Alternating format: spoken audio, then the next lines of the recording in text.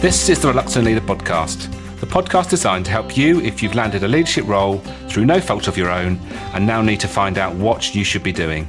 I'm your host, Mark Terrell, and have been there and know what it feels like and made all the mistakes. In each episode, I'll be getting to grips with a leadership topic by interviewing an expert in their field. You'll find out why they do what they do and take away some top tips you can use to become a more confident leader. For more content and to keep in touch with how the project is developing, go to www.thereluctantleader.co.uk. If you have any comments about the episode, you'll find me on LinkedIn, Facebook and Twitter. So let's crack on with the show. Today I'm talking to Sarah Matyjasik of SM Power, creating strength from the inside out. After 10 years in commercial recruitment and operational management, Sarah's career led her into health and fitness when she had children, and she took the opportunity to follow her real passion. Sarah has started, built and run a number of businesses, as well as coaching and mentoring individuals and teams of people, both in business and in wellbeing. She is a qualified coach, nutrition advisor and personal trainer. Sarah has worked with dozens of successful professionals whose success has often come at a cost to their health and wellness, sometimes with significant impact on their relationships and their work or career. She now runs SM Power, a company which specialises in helping businesses and the people who work within them to improve their health and wellness and develop sustainable energy so that they can work at their optimum and contribute the best of themselves to their life and work. I hope you enjoy this chat we had about avoiding burnout, and I'll catch you all on the other side.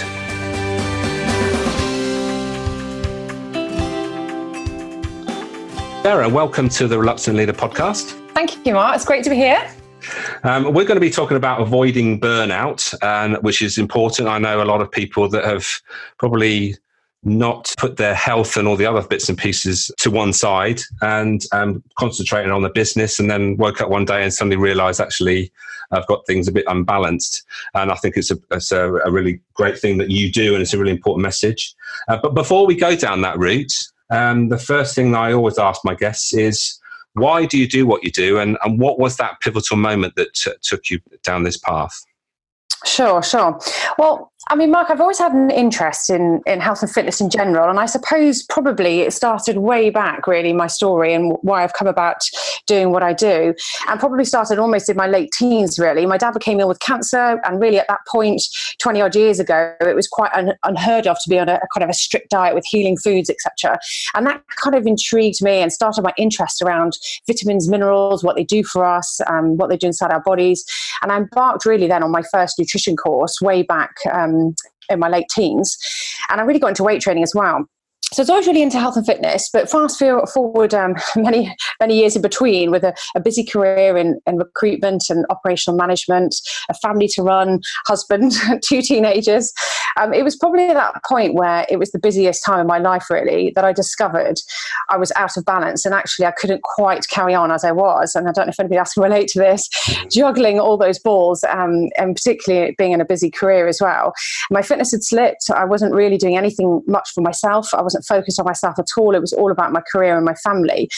And it was in about 2015 when I decided to set a really big goal, and I started competing in figure fitness bodybuilding, which is random, I know, and it's not necessarily that I'm saying other people would want to do that, but it was really the beginning of a big journey for me to understand and learn a lot about body, a lot about fitness, a lot about how we operate on a wider scale from our brain right the way through to our physical fitness and what we put inside our bodies, and also how I discovered really that by doing that and actually not only achieving, a fantastic goal, I'd achieved it, I'd got on stage, I'd competed, and not only once, but over 6 times over 3 years. But actually I realized that it had essentially made me out of balance again. And it was then, I suppose, that I discovered there was 4 key areas that I needed to look at. And that's where the strength model that I work with today has come about. So for me at that point, it was very much nutrition was out of balance. My health had kind of gone downhill again. I didn't feel particularly fit and healthy again. And my relationships, lifestyle and family had really kind of taken a bit of a down. Well, it wasn't too bad. It was just really essentially putting them on hold. And obviously that's not really a healthy thing to do. And our relationships are a really important part of our lives.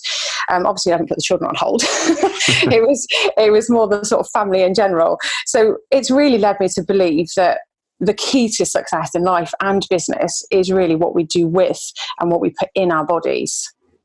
Yeah, well, I'm not saying a lot of what you just said will resonate with an awful lot of people, because I think that a lot of the time we just get just focused on what we think is important, and then realize later on actually the things that are really important we probably haven't been doing.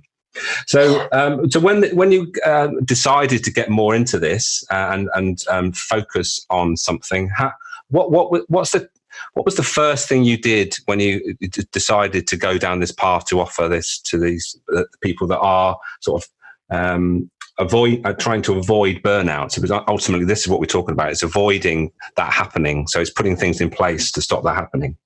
Yeah, sure. Well, I think from my learning and understanding now of what I've gone through over many years, like, we sort of bumble along and keep going, is that I try to help people understand mindfully what is actually happening in their life and do, because sometimes we're so busy being busy in our lives that we don't really take any notice of what physically is happening to us.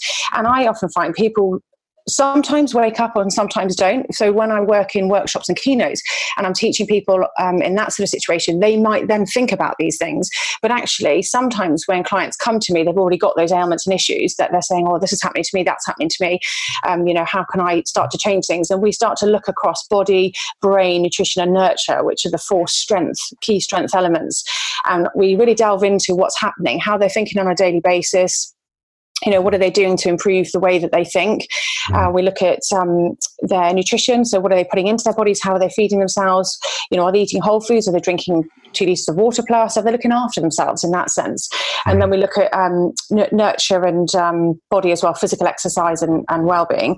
So we cover, I really sort of delve into those areas with them. And it's quite a process really. And it can be a bit of a slow process at the beginning, because it's important to get these things right. Because what I discovered, personal training clients and working with people on a fitness level, is that is really just one tiny part of a much bigger picture, which is discovering why people are doing it. Because when you discover what it is that it's giving you and what it's doing for you, you will continue to do it. It's what we call intrinsic motivation. We will continue to do something we believe is having a positive effect on us. So it's important to work on those background bits. What is the purpose? What level of ownership are you taking of your own health? What weaknesses are there? What kind of boulders and obstacles are in the way? Is it family? Is it work? How can we get around those obstacles to ensure that you can still live and lead a healthy life? One thing you said there was finding something that actually you enjoy doing, and when you are, the strange thing about fitness and energy is that when you're tired, then you feel you need to relax and not do any exercise, but then you get into a rut, and I'm referring to me actually, and that you tend not to do any exercise because you think I need to rest. But what I've noticed recently is I've just got into HIIT training, so the high intensity interval training, for those that don't know what that is, and I sort of discovered it by accident really. But what I've found is that it expels a lot of energy, but what it does then gives you more energy, which is weird, isn't it? Because you think, well, I'm using energy, but how do I get more energy? What is that actually happening within our body when we actually use energy, but then it gives us energy? There's a number of things there, actually. There's a number of things there, I believe, actually, Mark. First of all, how we feel inside, our spirit, our soul, our inner energy has a massive impact on our external energy. So energy doesn't just come from our food, it comes from many sources. And I believe we get energy and resilience, which is part of the POW program, the ER part, from body, brain, nutrition, nurture, all being in balance. So when you've done that HIIT training, it may be that it's made you feel amazing, because you've done it, so if you've not procrastinated, you've actually got up and done it. That's made you feel really good about yourself. So you've done something positive. You've actually increased your circulation. You've increased in fact, there's a really good book called Spark, and it's essentially explaining how exercise improves the performance of our brain. So because you've released happy hormones, you've increased that level of positivity in your brain. You've also increased your circulation, increased cellular growth, you've increased new brain cells, you've changed neural pathways by doing that. So now next time you do it, it's going to feel a bit easier. So by getting up and doing exercise, it is profoundly important on our brain. And actually that book suggests that it's most important for our brain, and actually body composition and our body fitness is a secondary to exercising. The brain is the first part. So there's lots of ways in which we get energy, and not only exercise, but actually nurture. And this is an area that most people don't even know what it means and certainly don't practice it. And it can mean lots of things, lots of different things to lots of different people, really. It depends on what floats your boat and what makes you feel a sense of peace and re-energizing inside. For some people, it's putting our feet on the sand on a beach. For other people, it's walking in the woods. There's all sorts of ways in which we can increase our nurture. And that's one of the aspects I work on hugely, because lots of people don't think about that at all. They don't give themselves time to regenerate inside. And that, like I said, it doesn't just come from food or even sleep. I mean, those would be the two common things that people think energy comes from, is our food and our sleep. Yeah, and that's really interesting, actually, because it's when you mention like just putting your feet on sand and going into the sea, it does enliven you and gives you that energy, doesn't it? And it's never really thought of it like that, so that's really interesting. Sure, and that. I was going to say that fills up something that we can't tangibly put our hands on. It's that inner feeling. It's that what I call kind of spirit and energy. And there's not really particularly anything religious about it. I'm not meaning it from that point of view, but it's that inner energy that when we feel we've slept really well, we've eaten really well, but we just can't. We feel like we're treading treacle, or we're sort of trudging through mud. It's that feeling inside where we feel drained and tired out. That is the nurture aspect. That's when you're lacking the nurture. And I suppose it's tuning into what it is for you, because it's going to be different for everybody, I guess, isn't it? Yeah, of course, yeah. So you mentioned your power program, and briefly a while ago, but I think it's a good opportunity now just to go through what that program is and what the elements of it and how that works. Yeah, sure. So the Power Program is essentially a program of change or a program of evolving somebody from a position of usually some form of weakness to taking them right the way through to strength. So I call it from stress to strength, really. So somebody who's in a bit stressed out situation doesn't really know how to go from A to B. Where do I start? We start with purpose, and that's the P of the power. So looking at what it is that is going to change. What is it that's really going to make you do this? So what is it that means so much to you at the moment that's going to make you power through this program and actually change your health? Because in some ways, sometimes when we're feeling a bit low mentally, it's easier just to stand still and not to do anything about it.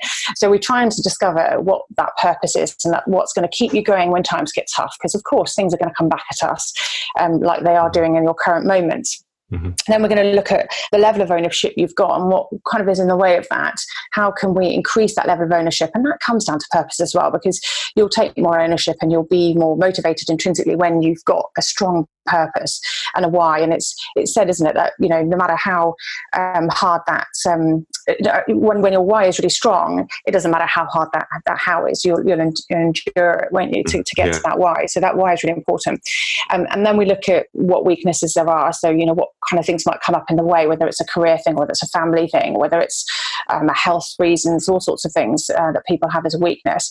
And then we look at tackling that. So those are usually limiting beliefs. So we look at what are those beliefs, what do you believe, and how can we look at that differently and reframe that and choose a different way of thinking. Because actually, in fact, a client said it to me the other day. She said, it's made such a difference looking at things differently. I read that limited belief and then I change it around and I put the empowering belief in, and just by doing that as a habit every single day, it starts to change those neural pathways, the way we think about situations, our perception of something.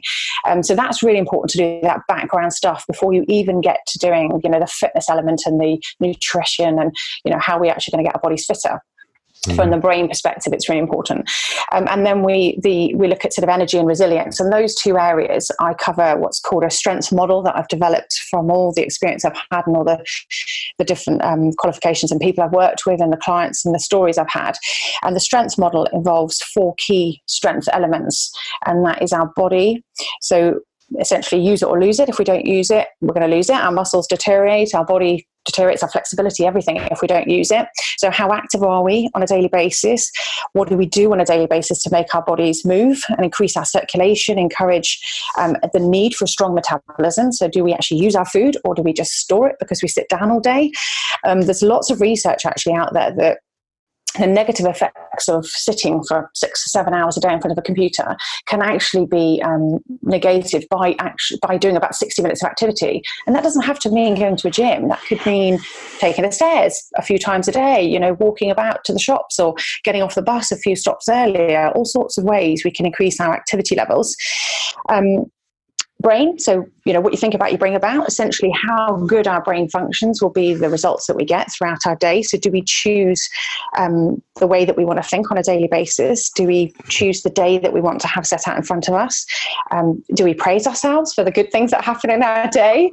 Or is it kind of easier to believe the negative person on your shoulder telling you that things aren't so good?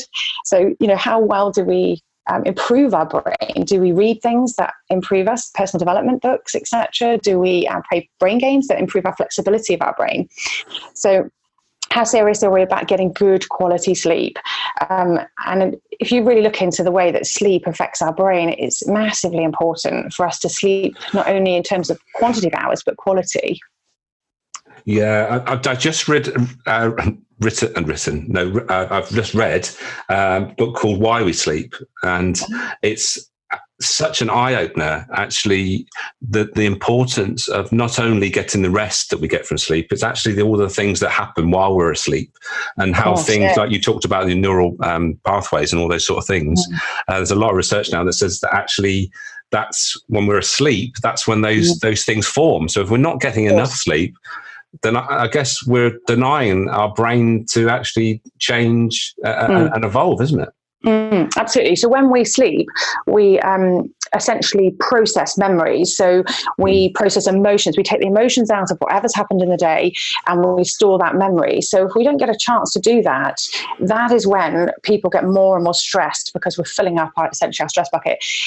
So when we REM, in sort of quick, simple terms, we get rid of those, the stress bucket, we reduce it. So we're going to give ourselves a much better chance of having a better day the next day and waking up feeling refreshed and energized for our day. And likewise, if you are doing some really intense work, it's good to get a good sleep, because you're storing all those memories from what you've done in your work that day. And likewise, if you're doing a course or you're doing something really important, it's good to ensure you get good sleep, so you're waking up fresh with a good mind that can then retain that information for the day too. So yeah, it's really important to get good sleep. Yeah. It seems obvious, doesn't it? But as with a lot of this stuff, we get so busy that we just, we're not focused on these things that are important. And then, like I say, it catches up with us sooner or later, doesn't it? Yeah, sure. And also the brain is really sensitive to biochemical changes, nutritional deficiencies and imbalances. And so our diet can have a huge effect on brain chemicals that affect our mood, our behavior, our thought processes, emotional reactions. And a clear example of this is when someone's got hangry because their blood sugars have dropped, and they might come across as short or snappy or moody in their responses. So if you're one of these people who that affects you, it's really important to realize that, because you can have an impact on your colleagues around you. So it's important to make sure your blood sugars don't drop. You perhaps don't have high glycemic foods, which are the high sugary foods. People surviving on coffee and sugars in a day, rather than eating good balanced, complex low glycemic carbohydrates, which give you stable energy. And that can have a huge impact on relationships in work. Yeah, absolutely. I'm sure. And I'm sure we've all been hangry at some point. I remember the first HIT class that I came out of, I was definitely hangry because my partner was waiting for me. And she said, "What the hell's the matter with you? If you're going to be like that, then I don't want you going anymore." And I said, "Look, I'm just absolutely whacked out. Just give me something to eat." And you don't, the thing is, when that's happening, you just reach for the thing that's nearest. And obviously that might not be the ideal thing to be doing. No, of course, no. If you're going to do these things, have a plan and know how you're going to feel and have something ready for that, I guess. Sure, absolutely. So that's what we work on is trying to get rid of some of these habits that are kind of bad habits really that are formed. And many times over years and years of people just not quite putting any time and effort into, or just not having the energy to think about themselves and actually the impact of what they're doing and how it's having an impact on their health really. So yeah, we look at not only from a brain perspective, but also nutrition. At the end of the day, we are what we eat. So we look at, what people are drinking and eating. So usually I find people aren't drinking enough water. We need about 2 litres a day just for an average adult. If you're doing more exercise or it's hot weather, you need a lot more than that. So there's huge, again, loads of evidence on the effects of dehydration on our performance, our mental performance, but also our physical performance too. So again, water is really, really important for that. The importance of eating whole foods as well. That so many people I come across as well, eating lots of processed foods or foods that are, put in a microwave style, just for their evening meal, even not even just for a lunchtime situation. So I do teach the importance of eating whole foods, and also I help clients to work out, how they can plan and shop for that, and how they can cook for it, how they can produce freezer-based meals, but whole foods. So it makes it easy for them to fit in. Because I appreciate people are busy. You've got to find ways to make this as simple as possible for people to eat as well as possible. Yeah. So yes, teaching them not to live on black coffee and high sugar. I come across that quite a lot. I'm sure you do. Yeah.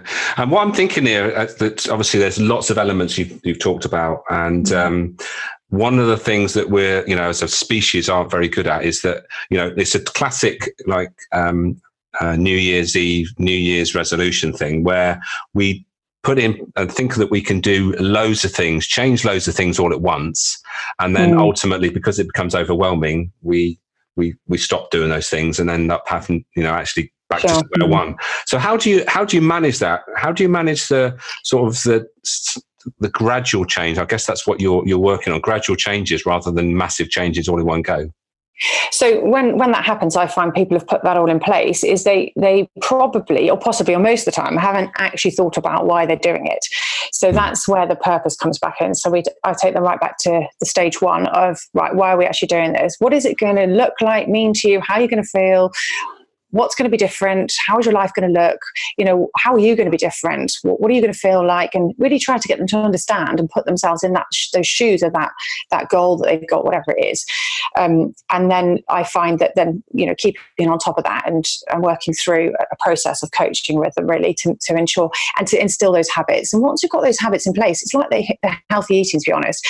I found that when people have got these habits in place, showing them ways in which they can eat when they get caught out and have to go out for lunch with a client, what kind of things would you pick from the menu? And once you get into those habits of knowing what to do, people just need a bit of that knowledge really, that then it's not necessarily because they don't like eating that way, it's just they've never even thought about it. So when you give them the knowledge and the skills to be able to do it and they form those habits, then often they do stick. Yeah, and habits and behaviours are so difficult sometimes to change, aren't they? If we're doing something, sometimes when you reach for something, it's almost like it's like part of you, and sometimes it's like to do with the time of day. You get to 11 o'clock and say, "Oh, I haven't had a coffee yet," and you just have a coffee. Not particularly just because you need it; it's just because it's something that you do, isn't it? And I guess that's something that you have to sort of address as well. Yeah, definitely. And I think the thing with stimulants, you mentioned coffee and we will address the stimulant side of it, is that people do reach for stimulants when their diet is not in balance. When you have good protein coming in and you have, lower glycemic carbs. So the lower glycemic carbs essentially keep our energy levels more stable. So they're the whole grains, the whole grain pasta, whole wheat pasta, whole grain bread, etc. So all the brown stuff will keep our energy levels much more level. So when that happens and you've got good protein in particular going into each of your meals as well, you find your energy levels are much more stable. You don't reach for stimulants as much. You get out of the habit of needing stimulants in order to keep your day going, because all that does is keep fluctuating your insulin levels and your blood sugar levels, and you keep getting ups and downs throughout the day. And again, that's not good for hormones, particularly working with women in their 30s, 40s, 50s. Our hormones are crucial in that stage of our lives, that we need to keep them as level as possible in order to keep our body composition in check and keep our energy levels in check and our moods, etc. So I do a lot of teaching around stimulants and trying to reduce them hugely. You don't have to cut them out, but reducing them, alcohol particularly as well, especially wine, trying to keep alcohol to a minimum. safe levels for, because government guidelines, but safe levels, drinking a bit at weekends, but not massively, not binge drinking, giving yourself 3 or 4 days where you don't drink alcohol for your liver to recover. It's really important. The liver is doing so much work of all the toxins around us that if we can eliminate some of these extra things that we put on it without ruining the fun I get, then it's really important to do so. But some people, when you realize the impact of reducing things like this and the impact on how you feel when your liver is functioning better and you have more energy, you start to realize what it does for you. You don't think about it as much. You feel more balanced. So you don't feel it's a deprivation that you're not having X amount of alcohol that you would have had before, because you feel that sense of good health, that it's important to you. Yeah, absolutely. That makes sense. I just want to ask you whether, maybe a story of a client that you've worked with that's just come to you with, I guess they're all similar in some ways, but they're different in other ways.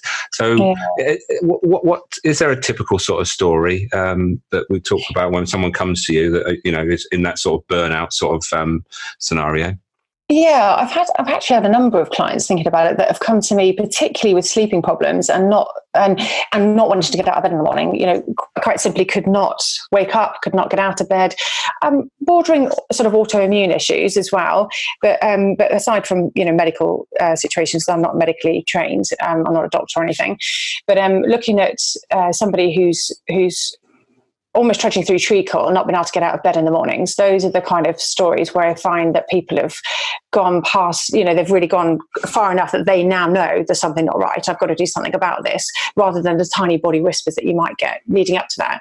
So I would, those are the kind of clients I end up working with as well. And I've worked with a number of those and brought them out of that state. And actually one client said to me within, I think it was 5 weeks, she'd started to feel better. She'd already been feeling a little bit more sprightly in the mornings, not jumping out of bed, but a bit more sprightly.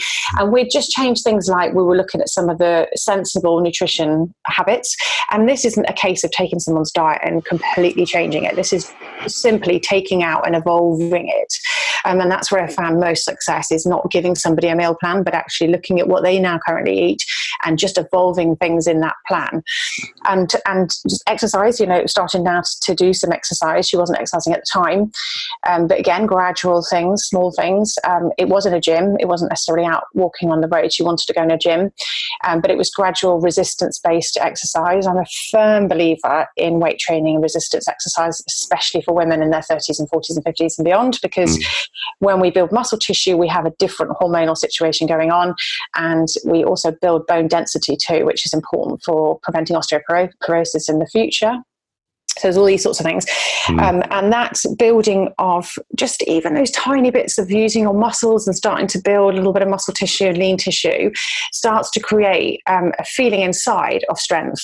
So I am a firm believer in that when we have stronger muscles, we have a stronger brain, we have a stronger energy, we have a stronger mind. Everything starts to become stronger. And that's what it's done. And that lady has gone on to do amazing things. She's gone over, I've been working with her for about 18 months now. She, within, I think 9 months it was, she'd already lost 2 stone in weight, which was not her goal, I have to add. She points that out. It was her goal to gain energy and to feel fitter and healthier and feel a sense of vitality. And I mean, she's gone way past that. So it's been a brilliant experience. And I've had a number of people who have had extraordinary results like that too. Yeah, that's fantastic. And it's interesting you say that, actually, because when I started doing this HIIT training, it was about losing weight. But actually, I've not lost weight, but I've actually had lots of feedback from sort of gadgets that actually tell me that my body composition is changing, which is actually probably a better thing, isn't it? Rather than just saying losing weight for the sake of it. Actually, if your weight stays the same, but actually you're in a better physical state, then that's far better, isn't it? Oh, absolutely. Body composition far outweighs our physical weight. And, I think it's generally out there that we know that muscle weighs more than fat. So at the end of the day, if you've got somebody who's what we call more of a mesomorphic body, which means we hold on to more muscle tissue, we're likely to be a little bit heavier. And you've got different bone structures and things as well. So I think I do teach people right from the beginning, really to try and get away from thinking about weight per se. It is a measure, but I don't think it's a very good measure sometimes for people, especially psychologically. So many women in particular are fixated on weight and sizes, when actually we need to think about how do we look and feel? What do we look like in a mirror? What do we look to ourselves? How do we feel in our own body? When we put clothes on, how does it feel? Do clothes suddenly feel a bit looser? And we've tended to have gone, I tend to work like that with people and trying to get them to think about clothes that they might want to get into rather than thinking about physical weight. And we do look at measurements because that is a level of body composition, your waist to hip ratio, etc. But yeah, body composition and having more lean tissue than fat tissue is, like you said, far more important because that affects our internal organs and what we call our visceral fat, the fat that's all around our organs. So the less you have of that, the better. And you can have somebody who looks essentially slim and, as we might put it, skinny fat, they call it these days, where you might be slim on the surface, but you don't have much muscle tissue. So your body fat percentage is actually quite a bit higher. So you can have somebody who looks bigger, but actually has got a lot less body fat percentage than someone who looks smaller. So absolutely, it's all about composition. Really interesting. Yeah. Really interesting. Sadly, Sarah, our time is running out. Wow. Yes, I know it's always the way. Just get going, and you think, oh my goodness. But so this is the time, and everyone's prompted that for just to round things up, really, is some top tips for the listeners to sort of take away from what we've been talking about, what that they can maybe introduce maybe straight away. I don't know.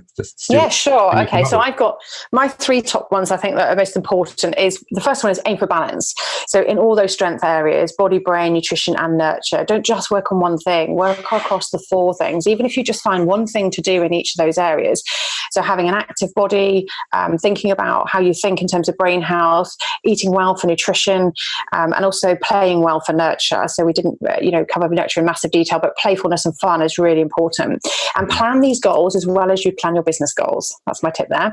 Create a morning and evening routine. So I work with clients to make sure they have a great start and a great end to their day, so that you're actually choosing your day rather than being thrown at whatever happens to you in that day. I have like a pick list really from 4 key strength elements that people can sort of build and put together their own personal ideal morning and evening rituals. And also the third one is focusing on nurture, because this is an area we don't focus on enough and don't prioritize, and it is linked to enjoyment, and in turn that produces serotonin, which has a really positive effect on our lives. So fun, laughter, joy, playfulness are all so key to our well-being. So if we have strong supportive relationships and good connections, we increase our happy hormones, and in turn we increase that energy and resilience, that internal energy we talked about earlier. So every moment of fun and playfulness and joy that we experience, I believe I get people to imagine they're putting that into a jar, my resilience jar. And your resilience jar, the fuller it is, the more resilient you become when bad things happen, which, of course, on a daily basis, things come at you, negative stuff, some more dramatic than others. But that resilience jar, the fuller it is, the more you're able to cope with the things that happen to you that you don't want happening to you. Brilliant. That's a great way of summing things up. And resilience is so important, and it allows us to cope with whatever's thrown at us in day to day. Well, thank you very much for your time today, Sarah. It's been great. It's been a long time in the planning, but we've got it done now, and you've given some fantastic value, and hopefully everyone's listening have taken something away that they can introduce straight away, that is going to avoid the burnout situation, so it doesn't catch up with us. So catch you very soon. Thank you, Mark. That's been brilliant. Thanks for having me.